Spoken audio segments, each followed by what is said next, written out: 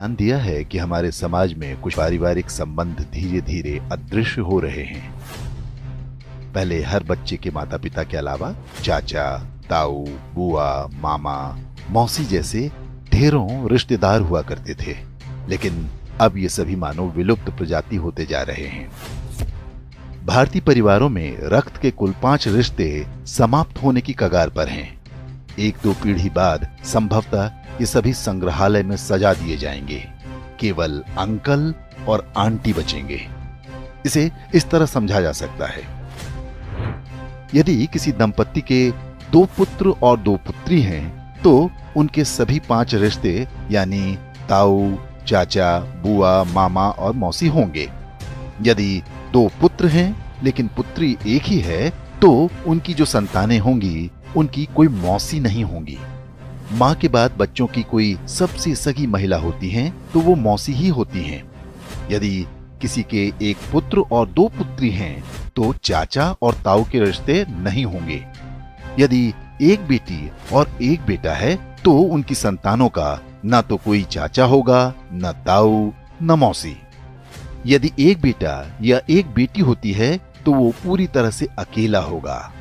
माता पिता के बाद उसका कोई रक्त संबंधी नहीं होगा।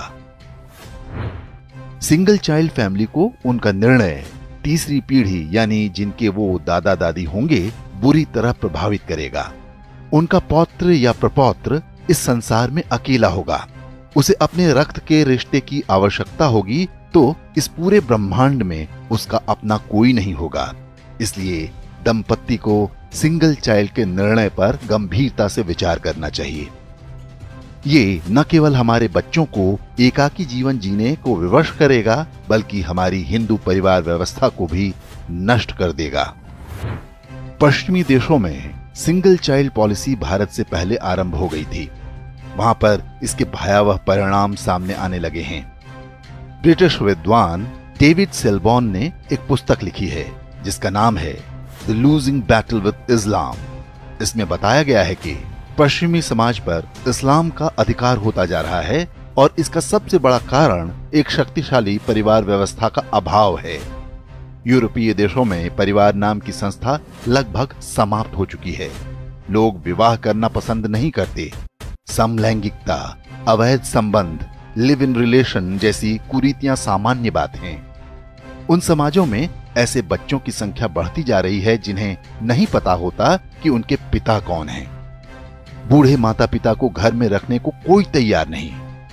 ओल्ड एज होम में उनका बुढ़ापा बीतता है। यूरोपीय देशों में आज राजनीतिक दल परिवार को बचाने का वादा अपने चुनावी घोषणा पत्र में करने लगे हैं। ऑस्ट्रेलिया में तो फैमिली फर्स्ट नाम से एक राजनीतिक दल भी बन गया है। पश्चिमी देशों के समाजशास्त्रियों की सबसे बड़ी चिंता ये है कि परिवार व्यवस्था को कैसे बचाया जाए। इस सब के लिए उनके पास यही सुझाव है कि एक से अधिक बच्चे पैदा हों।